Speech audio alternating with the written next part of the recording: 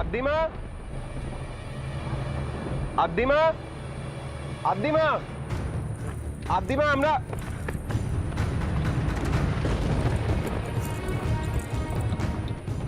আদ্দিমা, দেখি আদ্দিমা উর্মিমালা কোথায়?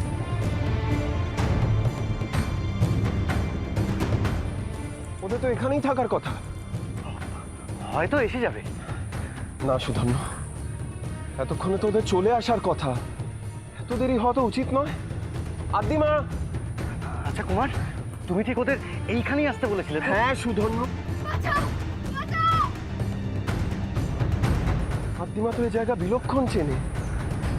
কি হবে এবার? আদ্দিমা, উর্মিমালা। কুমার কুমার আদ্দিমা, কুমার কি করছো নাকি তুমি? এইভাবে চিৎকার করে তুমি যদি নাম ধরে ডাকো তাহলে তো লক্ষ্মীরা শুনে ফেলতে পারে। না সুধন্য, আমার ভালো ঠেকছে না। একটা ঘটেছে মনে হচ্ছে। যে করে হোক আদ্দিমা উর্মিমালাকে খুঁজে বের করতেই হবে। আদ্দিমা।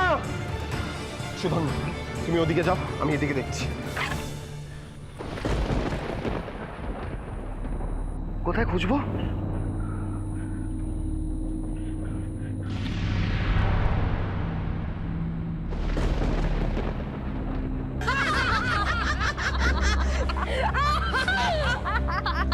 পেরেছি, পেরেছি, আমাদের চিরশত্রুকে শেষ করতে পেরেছি।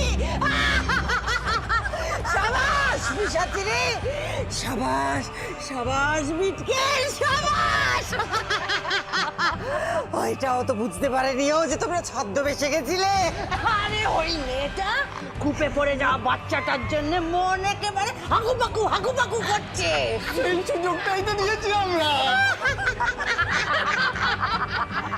বিটকেল, পিশাচিনি, তোরা দারুণ কাজ করেছিস না। তোমাদের পুরস্কৃত করা হবে কিরণমালাকে মরণকূপে ফেলার জন্য। শুনে রাখ কিরণমালা, তুই যদি ওই মরণ কূপের মধ্যে বেঁচেও থাকিস, কোনোদিনও তুই ওখান থেকে বেরিয়ে আসতে পারবি না। কিন্তু আমাকে যে জানতে হবে, আমাকে জানতে হবে আমার প্রাণের সতীন রূপমতি কোথায় লুকিয়ে আছে। হ্যাঁ কটিমা, ওর শরীরের মধ্যেই তো আমার প্রাণ ভোমরা লুকিয়ে আছে। খবরটা শোনার পর থেকে আমার বুকের ভেতরটা কেমন ধরাস ধরাস করতে লেগেছিল। কোনো চিন্তা করো না তুমি মা, শয়তান আয় না দেখা আমাকে গরল সাগরের সমস্ত বেলাভূমি। আমি নিশ্চিত রূপমতি ওইখানেই কোথাও গরল সাগরের কোনো এক পাড়ে আশ্রয় নিয়েছে। কোথায়